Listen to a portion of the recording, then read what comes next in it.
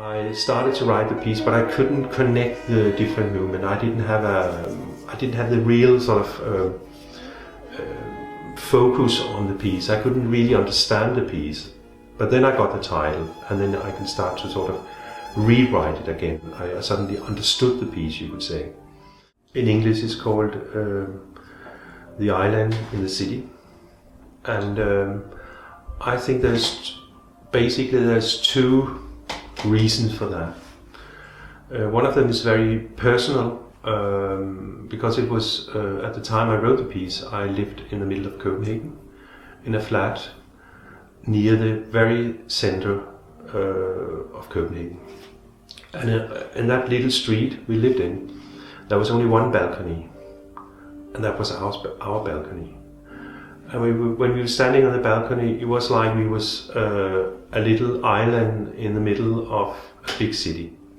It reminded me about this. You have this private life, you have the personal life, and you are in the middle of a lot of other things. There's a lot of things disturbing you. There's a lot of things which is having a counterpoint in a way to your life around you. You could see life pass by all the time. So that is sort of the personal thing. The other thing is that when I wrote the piece, the triple concerto is three soloists in a way, but it's also a trio. And when I wrote the piece, I didn't thought about it as much as three soloists, as one soloist, as a little island connected by three musicians. So that is sort of the musical way of doing it. It's particularly in the fifth movement, the last movement, it's quite clear that the trio is playing something quite beautiful, quite soft, very sort of gentle music.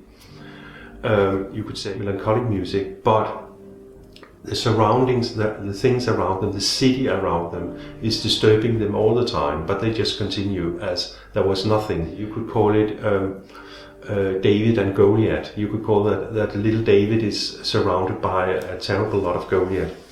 In the beginning of the second movement and in the first movement, the piano and the two string players are separated. But then later, they melt more and more together.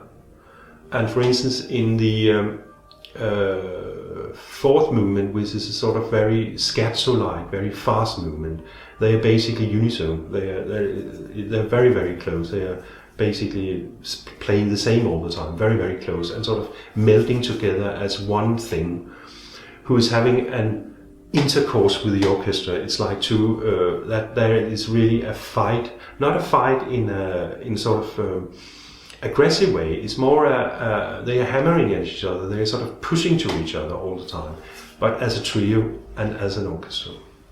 The piece is written for trio con brio, but it's also dedicated to my parents. When I was a child, I grew up in this family with a lot of music, and my father played the violin, and I grew up with all the classical violin concertos and piano concertos. So there is something, it reminds me a bit of my childhood as well. I don't know why. All the things about the balcony in Copenhagen and the trio in the middle of the orchestra as an island is really just a picture of something you can't explain. It is an enigma. Music is always an enigma.